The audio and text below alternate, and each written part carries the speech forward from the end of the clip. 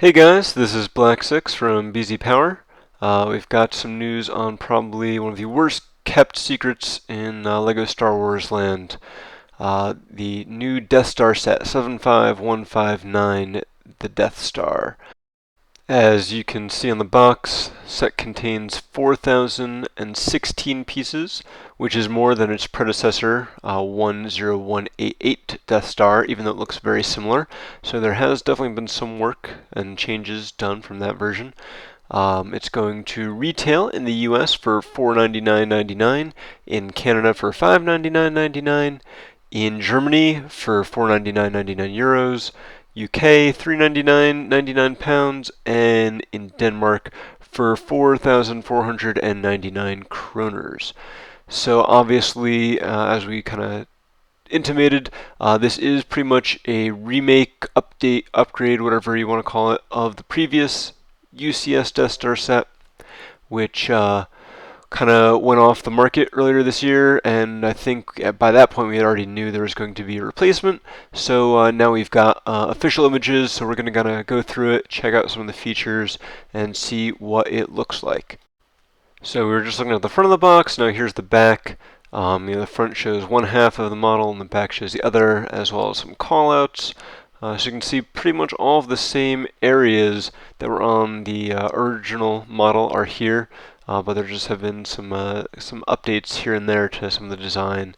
I don't have the original model, so it's hard for me to say exactly what's changed. I know there have been some people who have already done a kind of side-by-side comparison. So we're just going to kind of look at this almost as a new set from what's here. So you've got a clean image of the front half. We can see we've got the super laser taking up most of the left side, R2 and C3PO kind of hiding out. We've got the Imperial Conference Room along the top, super laser control area. We've got the detention block, and of course below it you can see the trash compactor, and to the right the tractor beam controls, kind of covering a lot of the main areas from A New Hope. Yeah, so taking a look more closely at the super laser area, you can see this has been redesigned a good bit. Captures the look pretty well, I think, of both kind of the control areas and the super laser itself, as well as you can, trying to capture something that's very curved with kind of square-edged Lego bricks. I think it's interesting that it's kind of on that Technic gearbox. You can actually kind of tilt the super laser a little bit, which obviously isn't something you saw. We do see the mouse droid here, which I believe is the same as in the previous set. Next up, we've got the kind of Imperial meeting room. We've got Darth Vader and Grand Moff Tarkin there, a couple other Imperials. I don't believe either of them are supposed to be anyone in particular. One of them kind of looks like, I want to say, Tag, but doesn't have quite the right insignia or the hat, or he shouldn't be wearing a hat if he's Tag. So definitely kind of captures that. If you can make some more custom figs like Wolf Lauren and some others, you can kind of populate that table, recreate some of the scenes as they're discussing, the dissolution of the Imperial Senate and all those other fun, exciting parts of A New Hope. And on the other side of that, we have the room where Grand Moff Tarkin orders the destruction of Alderaan while trying to get information from Princess Leia. So you can see there's a little viewport there with Alderaan on it, so that's kind of a nice touch, I suppose. Kind of cool that they were able to fit that in. I had thought it took place in the same area as the meeting room, but at least in this version of the set, it does not. Next, we've got Detention Block AA23. So here we've got Han and Luke in their Stormtrooper disguises bringing Chewbacca in to help rescue the princess. I think they do a pretty good job capturing all the little control panels, and even the little door control on the side there. So that's kind of cool. Not too much to say here, but obviously it's a key part of the movie that I'm glad is captured here as well. And while we couldn't see it in the previous shot Apparently there is even a cell in the detention block for Leia to be in, and it includes the interrogation droid, so Darth Vader can try to break her and get the location of the rebel base out of her. So awesome that they even went into that much detail. I'm not sure what the Technic assembly is above. It might be part of one of the other functions for like the super laser or something like that. Not necessarily clear from this image. So of course below the detention center we've got the trash compactor. Hard to say if there is actually like a ramp or a chute to get them from one to the other, but if not, still, obviously you need the trash compactor scene in any Death Star set. So we've got Luke and Han have lost their stormtrooper helmets but still in their armor. We've got Leia and Chewie there trying to keep the trash compactor from crushing them. Can even see the eye stalk for the Dianoga, so that's a nice little touch there. Thinks it does a pretty good job, and it looks like there is some sort of action feature that allows the walls to kind of move inwards. Looks like more of a scissoring motion, but still, they do the best they could, and I think it looks pretty nice. Now we're looking at the back side of the Death Star, which contains the one scene from Return of the Jedi. It kind of took looking at the set again to make me realize that you don't really spend a lot of time on the Death Star 2 in Return of the Jedi. It's mainly kind of flying through it, or in the Emperor's throne room, which we got there. We've got a hangar bay with Darth Vader's TIE fighter. We've got the kind of chasm for Luke and Leia to swing across from to escape the stormtroopers. And we have the, it looks like just kind of like a little maintenance area. So a little combination of a few different things here.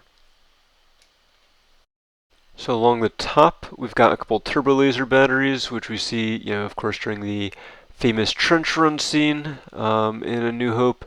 So it looks like they've got some gear mechanisms so the blasters can go up and down, and I'm sure they can rotate as well. So kind of is trying to emulate the outside of the Death Star, where most of the set is trying to be the inside. So it's an interesting kind of little juxtaposition there, but I think they do a good job of capturing the shapes as best they can. As I mentioned before, this is the lone scene from Return of the Jedi that's made it in here. So we've got the final duel between Luke Skywalker and his father, Darth Vader. Spoilers, in the Emperor's throne room. So I believe last year they put out a full set based on this, which probably does a better job of capturing it. But they had to squeeze it in here as best they could. And they got that window behind Palpatine in his throne room, and you've got the two Jedi and Sith kind of fighting it out. So a nice little iconic scene in there. I like the real little railing is a nice touch. It doesn't quite have like all the big pits and stuff that are in the main, the real area in the movie, but it does the best it can. And speaking of duels, we also have the hangar bay, and it has the doorway on the one side, so you can see Vader and Obi-Wan have their final duel, where Obi-Wan sacrifices himself to allow Luke and the others to escape from the Falcon. No Falcon in here. Maybe if you got the Falcon microfighter or something, you could fit it inside and it would actually fit. But obviously, the no minifig scale version of the Falcon's fitting in this playset. I do like how they have that random pit that's there for some reason. So it's trying to keep it as accurate as they can. When you're not recreating that scene, you've got Darth Vader's TIE Advanced X-1 fighter, which you can park in the hangar. I believe this has been significantly remodeled from the original version. It can fit the Darth Vader fig, although it's interesting to note you can see the 4x4 dish on the front. You can't actually see into the cockpit from there. So even though Vader can fit in, he can't actually see out of the cockpit, so that's kind of odd. Still, for the scale, I think it's a pretty decent job of capturing the shape of the fighter. And if you want the full-size one, there's the set of it and the A-Wing that's available now that you can pick up. And the final scene that we've got pictures of is the tractor beam generator that Obi-Wan turns off while kind of tricking the stormtroopers. It's a bit slimmed down, doesn't have like the long narrow walkway, but you can still have the stormtroopers there, and Obi-Wan can still trick them as he turns off the tractor beam to allow the Falcon to escape. So with all the scenes out of the way, we're going to take a look at the minifigures, which ones are new and which ones are not. I'm going to start by looking at some of the older ones first and get to the newer ones later. First up, we've got R2-D2. Recently has been revamped, but this is the same version as in 75136, the droid escape pod. As far as I'm aware, just a note, all of what I say about the minifigures is just from me looking at them. Nothing is official, so there could be slight changes from the older versions in these. But for the most part, he looks exactly the same. C-3PO as well is the same as in the Droid Escape Pod set, so nothing too new or exciting to look at here. If you have that version, it's the same one. Definitely a nice figure with a lot of good deco, but nothing new or fancy. Han Solo has a new hairpiece, so that's obviously the big standout. Awesome hair, definitely captures the character. The rest of the figure, though, you might recognize is the same as in 75052, the Mos Eisley Cantina, and I believe the same as in the Millennium Falcon Microfighter as well. So the same face, the same torso, and the same pants here. So nice new hairpiece, but definitely not reason enough to buy the set just for the hair. Luke here is exactly the same, from what I can tell, as the 75052 Cantina figure.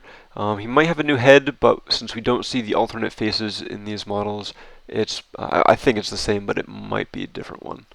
But otherwise, the same figure for the rest of it.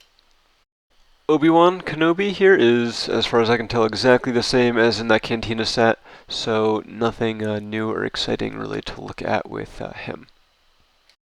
Jedi Knight Luke here, and the next three figs are all the same as the versions in 75093, the Death Star Final Duel. So again, none of these figures are anything new or exciting to look at. So Luke is the same as in that set. Nice deco and everything, but nothing you haven't seen before. Same goes for Darth Vader. This is the new helmet version, the two-piece helmet, new cape style that we've had for about a year or two now, but everything else, is the same in the Final Duel set. This is different, I believe, from the TIE Advanced and the A-Wing set, where he has kind of more of his Rebels design. Emperor Palpatine looks like he might have a slightly different face printing, but I don't think it's enough to really call him a new figure. The lightning pieces we've seen before, the torso printing we've seen, and he's still the evil Emperor, so nothing new or exciting there. The Royal Guard, again, same one we had in the Final Duel, and I believe he also has shown up in a battle pack recently. So nice fig, but nothing new to look at. Chewbacca is the same recent redo we've seen of him. He was in 75094, the Imperial Shuttle Tydirium. He was in The Force Awakens, Millennium Falcon, and possibly one or two other sets. Nice deco and everything. Finally we have some nice printing on his face, but not a new figure here.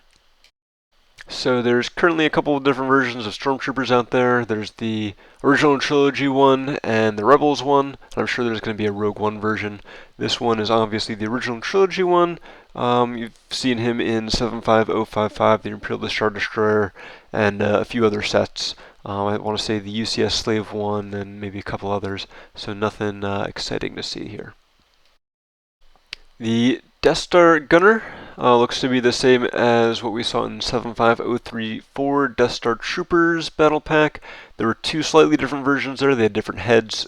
Hard to tell which one this is, but the helmet and the torso and leg printing looks exactly the same as those, so not a new figure here. So this is a new figure. This is Princess Leia. I'm not sure if the hairpiece is new. The face is the same as in 75094 Imperial Shuttle Tydirium, but her torso and legs is new. So we've got her, traditional kind of robe from the first movie that she wears throughout most of it until the throne room ceremony at the end. It's been surprisingly quite a few years since we got a remake of this, so it's really nice and refreshing to finally see that. Stormtrooper Luke, technically a new figure. We have gotten Stormtrooper Luke in the past, but it's been a number of years from the original Death Star set, I believe.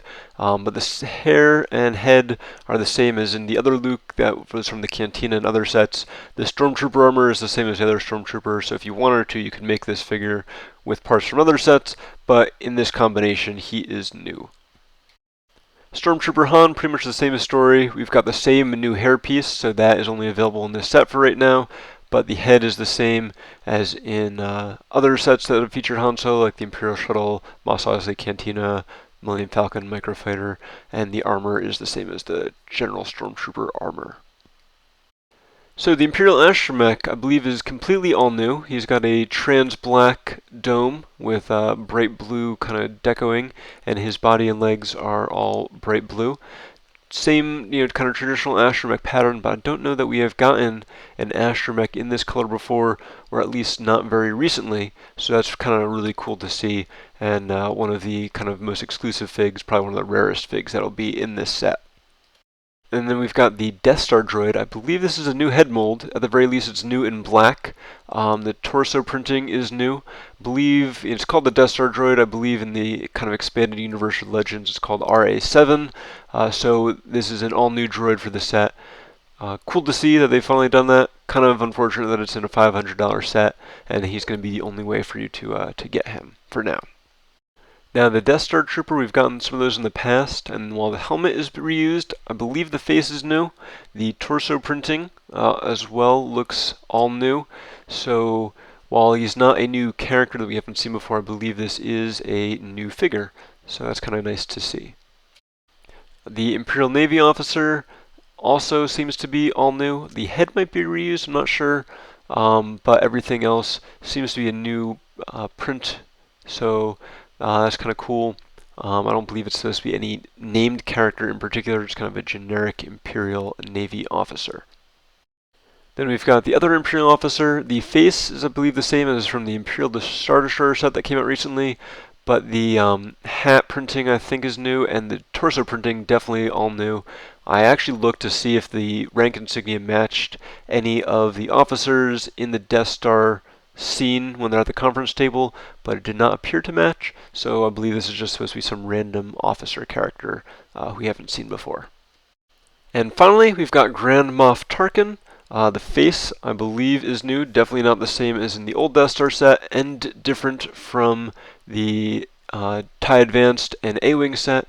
The torso print is all new, matches the rank insignia of Grand Moff Tarkin, but is different from, again, that other set. So this is an all-new version of the Grand Moff, and nicely updated for the modern kind of design standards.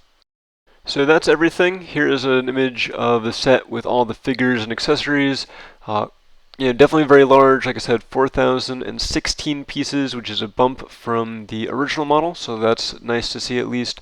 Hopefully means some nice new details in there that we can't necessarily see in these images. 23 figures. I believe that count includes the Dianoga, which you can see there. There's a mouse droid as well, the interrogation droids. Lots of accessories, blasters, lightsabers, spring-loaded launchers, of course, are new for the set.